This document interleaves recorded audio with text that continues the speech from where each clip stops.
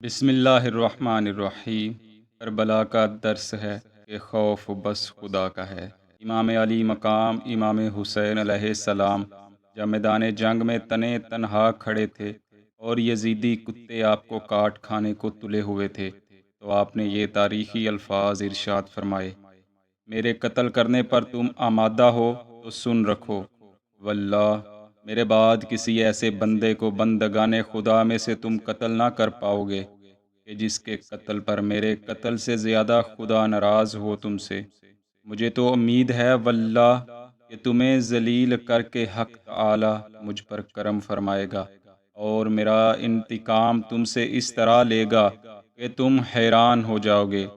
تم نے مجھے قتل کیا تو کیا، واللہ تم لوگوں میں خدا آپس میں کشت و خون ڈلوا دے گا اور تمہاری خون کی ندیاں بہا دے گا، اور اس پر بھی بس نہ کرے گا، یہاں تک کہ عذاب علیم کو تمہارے لیے چند در چند کر دے گا۔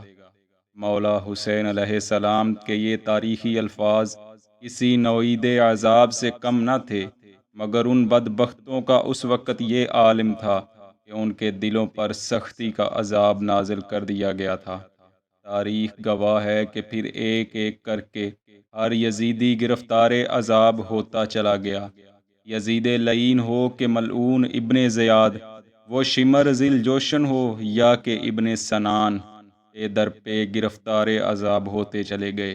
اور اللہ تعالیٰ کی پکڑ میں صرف وہ لوگ ہی نہ تھے جو کہ یزیدی لشکر میں شامل تھے، بلکہ وہ لوگ بھی گرفت الہی میں آ گئے جو اس لشکر کے معاون و مددگار بنے۔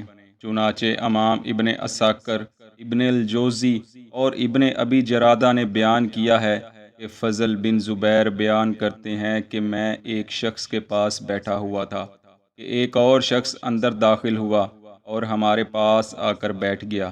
ہم نے محسوس کیا کہ اس سے تار کول جیسی بدبو آ رہی ہے۔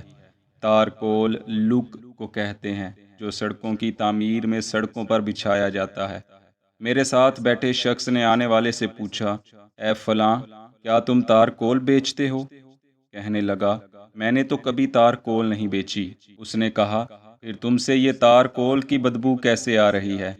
کہنے لگا: میں ان لوگوں میں شامل تھا جو عمر بن سعد کے لشکر میں تھے۔ میں لشکر میں لوہے کی میخیں بیچا کرتا تھا۔ ایک رات جب میں سونے کے لیے لیٹا تو میری آنکھ لگ گئی۔ میں نے رسول اللہ صلی اللہ علیہ وسلم کو خواب میں دیکھا۔ آپ صلی اللہ علیہ وسلم کے ساتھ حضرت علی رضی اللہ تعالی عنہ بھی تھے۔ حضرت علی رضی اللہ تعالی عنہ حضرت حسین رضی اللہ تعالی عنہ کے ان ساتھیوں کو پانی پلا رہے تھے جو شہید ہو چکے تھے۔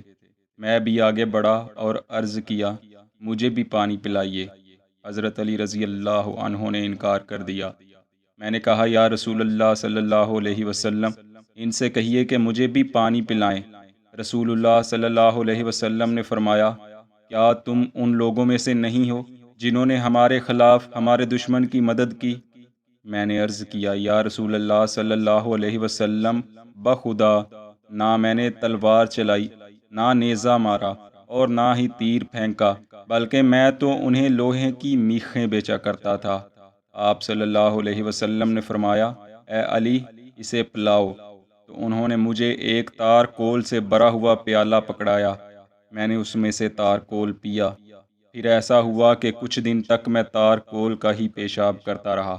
پھر تار کول کا بول آنا تو بند ہو گیا، مگر اس کی بو میرے جسم میں اب تک باقی ہے۔ الغرض، ہر وہ شخص جو بالواسطہ یا بلا واسطہ خاندان نبوت پر خونی یلغار کا حمایتی تھا، گرفتار عذاب ہوا۔ یہی لوگ ملعون ٹھہرے اور قیامت تک ملامت کیے جاتے رہیں گے۔